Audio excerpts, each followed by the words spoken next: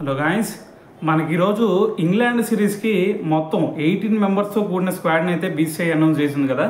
So మరి ఈ స్క్వాడ్లో అంతా బాగానే ఉంది, కానీ ఒక ప్లేయర్ని అయితే సెలెక్ట్ చేయలేదు. అతన్ని కెప్టెన్గా ఉండే ఛాన్స్ కూడా ఉంది అతనికి. సో మరి అంత ఎబిలిటీ ఉన్న ప్లేయర్ని మరి ఎందుకు బీసీఐ పక్కన పెట్టింది అనేది ఇక్కడ కొంచెం డౌట్ఫుల్గా కనిపిస్తుంది. సో అతను ఎవరో కాదు, మనకి శ్రేయస్ అయ్యర్. సో మరి శ్రేయస్ అయ్యర్ చూసుకుంటే మన ఛాంపియన్స్ ట్రోఫీలో అంటే ఓడిఎస్ పరంగా ఛాంపియన్స్ ట్రోఫీలో మంచి పర్ఫార్మెన్స్ ఇచ్చాడు.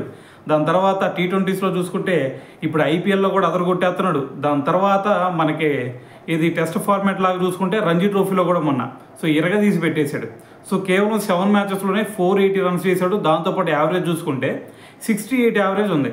సో మరి 3 ఫార్మాట్లో కూడా తీసేసాడు కదా. సో మరి ఎందుకు ఈ ఇంగ్లాండ్ సిరీస్కి సెలెక్ట్ చేయలేదు అనేది ఇప్పుడు ఒక డౌట్ అయితే అరైజ్ అవుతుంది. సో మరి దీని గురించి చాలామంది కూడా విమర్శిస్తూ ఉన్నారు. అసలు శ్రేయస్ అయ్యర్ని ఎందుకు తీసుకోలేదు? అటువైపు కెప్టెన్సీ పరంగా కూడా అసలు కెప్టెన్సీ ఇచ్చినా కూడా మంచిగా చేస్తాడు.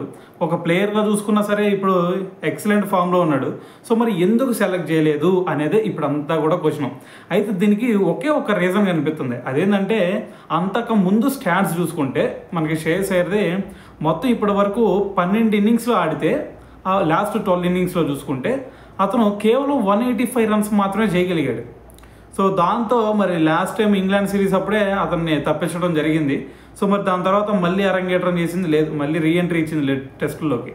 సో మరి ఆ స్టాట్స్ చూసుకుంటే మరి లాస్ట్ 12 మ్యాచెస్లో 12 ఇన్నింగ్స్లో 185 రన్స్ కొట్టాడు. కాబట్టి మరి ఇక టెస్టుల్లో పనికిరాడు అని అనుకుని బీసీఐ ఏమన్నా నిర్ణయం తీసుకుందేమో అనిపిస్తూ ఉంది. అయితే దాని తర్వాత అతన్ని పక్కన పెట్టి కరుణ్ నాయర్ చూసుకున్నా కూడా మరి రంజీ ట్రోఫీలో మంచిగానే ఆడాడు. సో ఇక్కడ మరి ఐపీఎల్లో చూసుకుంటే కరుణ్ నాయర్ కంటే శ్రేయస్ అయ్యర్ మంచి ఫామ్లో ఉన్నాడు కదా. సో మరి అతన్ని ఎందుకు పక్కన పెట్టారు అనేదే ఇక్కడ అర్థం కాని మ్యాటర్ అనమాట. సో ఏదేమైనా సరే మరి దీని గురించి మరి మీరేమనుకుంటున్నారు అనేది కూడా కింద కామెంట్ చేయండి.